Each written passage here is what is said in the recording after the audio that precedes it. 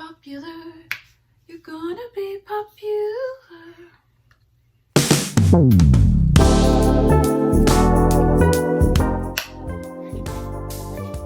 Okay, so today I'm going to be giving you guys 5 book recommendations of unpopular books that I believe deserve more hype. So when I say unpopular, I don't mean like the general consensus is that these books are hated. I just mean that they kind of fly under the radar. And the way that I kind of chose these books are if all of these books have less than 100,000 ratings on Goodreads, then I consider that unpopular. And so all 5 of these books fall under that kind of category. So we're gonna start talking about them. Now the first book I have is called Dread Nation. Look how pretty this is. So this book has 34,000 ratings on Goodreads. It is by Justina Ireland. This is a duology. So this is actually a historical fiction, but also horror kind of element. And I think the plot of this book is so genius and it's so creative. And if you really do enjoy like historical fiction, focusing on American history, and you enjoy like zombies, horror, you're going to adore this book series. So just to kind of give a little bit about what this book is about, it says Jane McKean was born 2 days before the dead began to walk the battlefields of Gettysburg, Pennsylvania, derailing the war between the states and changing the nation forever. So technically what this book is about is trying to put yourself back in time, American history. We are in the Civil War. And so, of course, we have the Battle of Gettysburg. And so imagine if during a really important battle of the Civil War, that whenever people died, they came back as zombies. And so that's kind of the world that we're living in this book. Zombies are real. And our main character, Jane McKean, she is actually, in the beginning of the book, she's going to this school that is for Black children, and they send them to this school to train them to be like killers, assassins, if you would. Not really assassins, but just killers. Then what happens is white women come along and they like buy them as like their own personal bodyguard. So that's kind of the beginning of the story, and that's what our character is going through. But it takes a journey of its own, and it is so mind-bending because I really do love a good change of history. I think that's so interesting because I think it's easier to ground a story if you're gonna do something, impossible, as in zombies. I think it's cool to like put that in a world where, we can kind of go back and look, okay, this was an actual battle. This is how it impacted the war, and completely change it on its head. And, kind of ponder on how this world came about. So I love this book. I thought it's probably one of the most creative books I've read. Like I can't think of any other book that has a similar plot to this. So it's great. It's great. Okay, so the next book I have is called The Little Liar by Mitch Albom. So this book, let's see, this book has 64,000 ratings on Goodreads. This is actually another historical fiction. We are in World War II with this book. And we're kind of focusing on the Holocaust. I always, whenever I'm kind of talking about this book, I love to make the similarities to The Book Thief. Now, personally, I've never actually read The Book Thief. I read like a couple chapters, so I got the gist of like the writing style and the plot and the vibes, which is what I'm kind of talking about when I compare it to this book. And so in The Book Thief, if you guys have read that, you'll know that the narrator is like the entity of death. But in this book, the narrator is the entity of truth. And it's so interesting because we are following our main character, Nico. We start following him when he's like a child. And it's kind of his story told through the eyes of the entity of truth. So let me see if I can read a little bit to you. So our main character's name is Nico. So at 11 years old, Nico has never told a lie.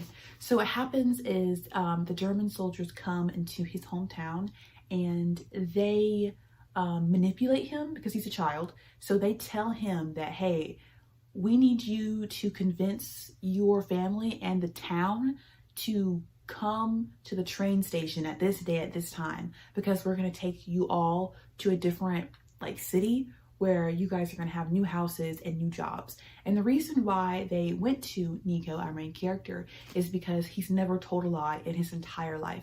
So everybody in the town trusts him.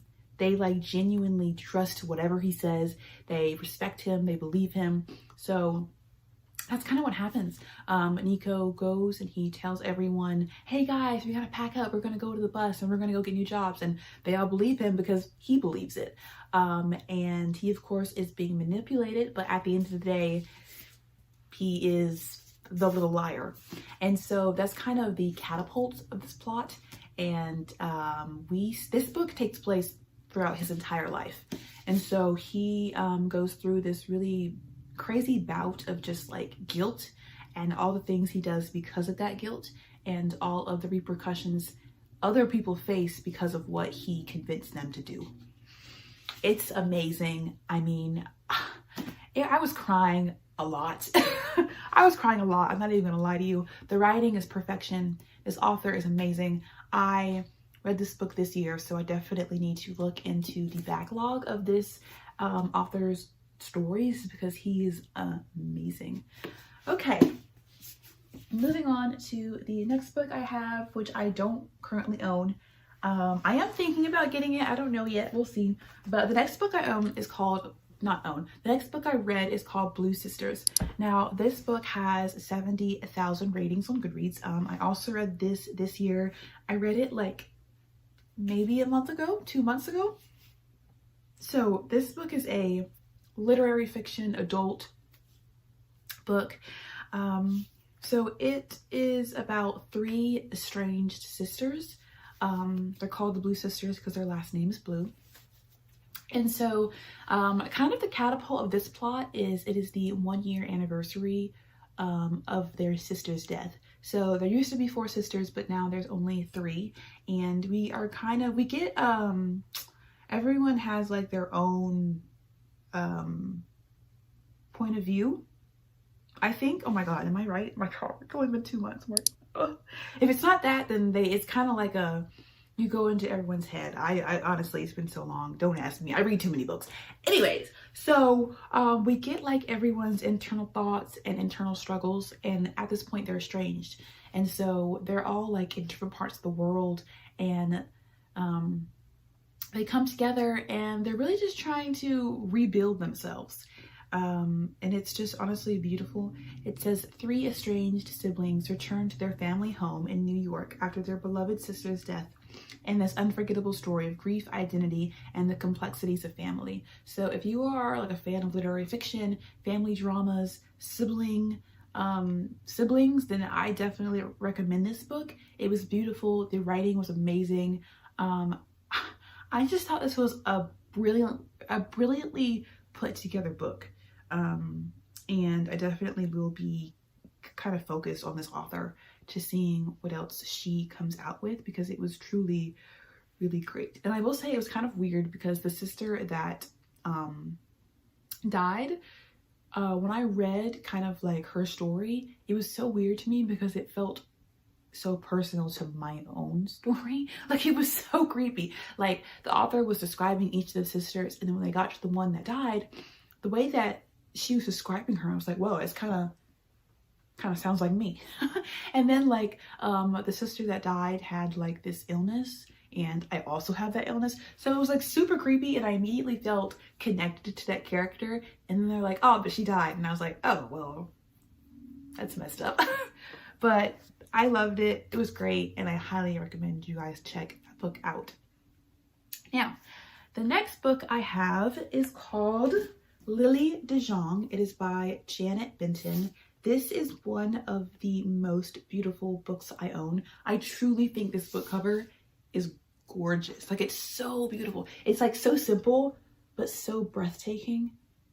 And I mean, you can do so much with the book, obviously, if you guys know, like those book boxes subscriptions you can get. They have these crazy like sprayed edges and all this crazy, and that's cool. But there is something so marvelous about this book cover. I just think it's gorgeous. It's like so simple, but so just like, whoa. It kind of takes my breath away. It's like a painting. I'm obsessed. So this book has 4,000 ratings on Goodreads. It is a historical fiction. I have a lot of historical fiction on this list. So this is also a historical fiction. It takes place in the 1800s in Philadelphia. It is also kind of adult fiction, literary fiction, I would say. And it says, a young woman finds the most powerful love of her life when she gives birth at an institution for unwed mothers in 1883 Philadelphia. She is told she must give up her daughter to avoid a life of poverty and shame, but she chooses to keep her. This book is so heart-wrenching because I'm sure you guys have seen enough historical fiction shows, movies to know that because in the story, she's like a minor. I think she's like 17, 18, something like that. And she's pregnant and she has no family and no one to help her. And so she's literally on her own, and she goes to this institution where they take care of the pregnant mothers until they give birth, and then that baby is supposed to go straight to adoption, and the mom is supposed to leave and figure it out. And so that's like the beginning of the book, and she, in her mind, she's like, okay, I have to give it up. And then she gives birth, and then she changes her mind. And it is a story of like, it's just like so harrowing and so beautiful.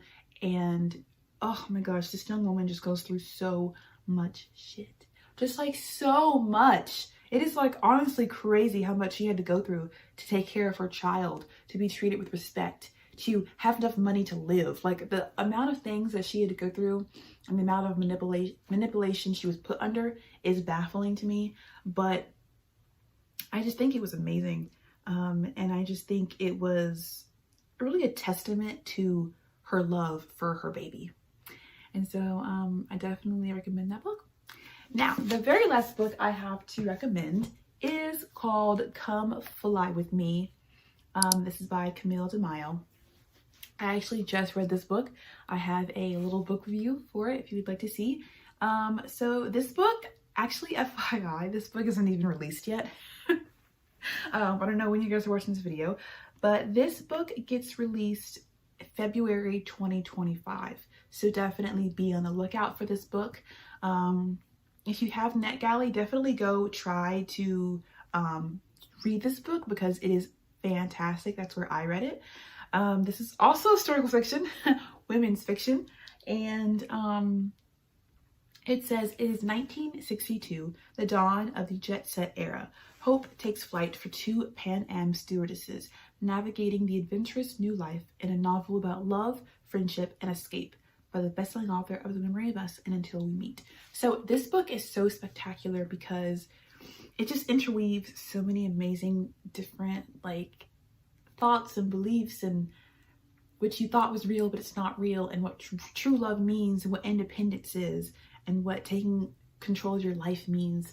We're following two different characters, two different POVs, Judy and Beverly.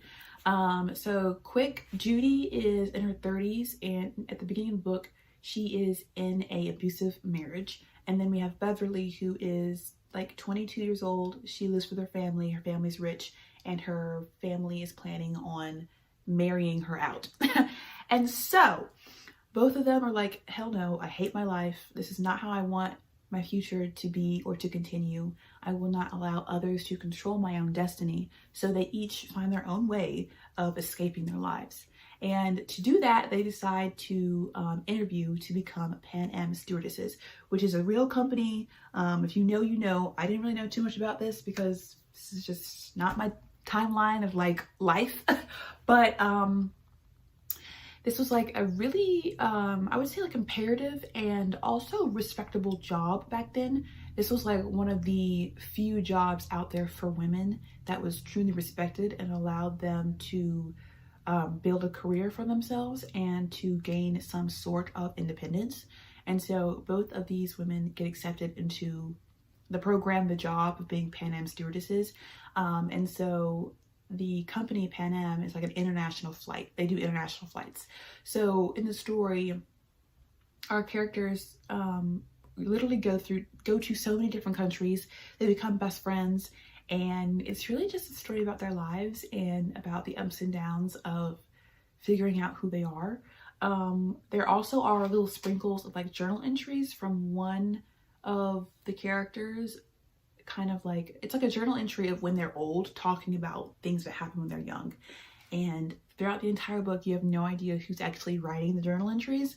And so they'll be like saying crazy things, depressing things, and you're just like, who is she? Like, who are they talking about right now? Who are they referencing right now? And it's honestly like, it was like you're reading this book and it's so great and it's so amazing and everyone's lives are like transcending. And then you get to a journal entry and they say something so depressing and you're like, when is that going to happen?